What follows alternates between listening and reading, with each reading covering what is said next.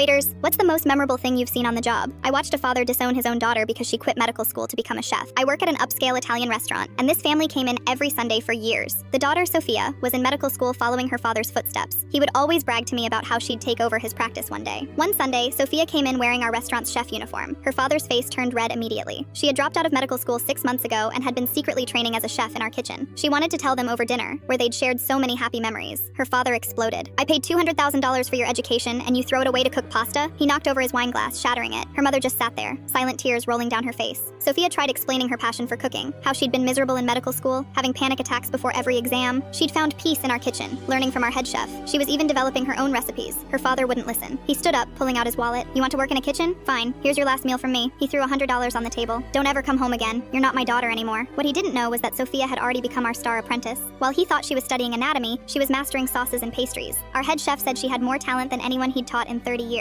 2 weeks later, her father and mother came back for their usual Sunday dinner. He demanded a different server, refusing to look at his daughter in the kitchen. But I made sure they were seated where they could see her working through the kitchen window. That night, Sophia prepared their meal herself. She made her father's favorite dish, veal saltimbocca, but with her own special touch. I watched him take the first bite. His eyes widened. He asked to speak to the chef who made this. When Sophia came out, still in her chef's whites, her father looked away. Who taught you to cook like this? He asked the wall. Medical school taught me precision, she answered, but cooking taught me passion. Her father stood up and walked out, but her mother stayed. She asked Sophia to make her favorite childhood pasta, the one they used to cook together before medical school consumed everything. They sat together after closing, sharing that simple spaghetti pomodoro, both crying and laughing. 6 months later, Sophia opened her own restaurant. Opening night was packed, but one table stayed empty, reserved for her parents. Her father never came, but he sent a letter. Inside was a check for $200,000. For culinary school, it said. Since I wasted your time with medical school. Sophia tore up the check and sent back a dinner invitation. Every Sunday, that table stays reserved. Her mother comes sometimes, alone, ordering whatever her daughter wants to cook. The father's seat stays empty, but his favorite veal saltimbocca stays on the menu,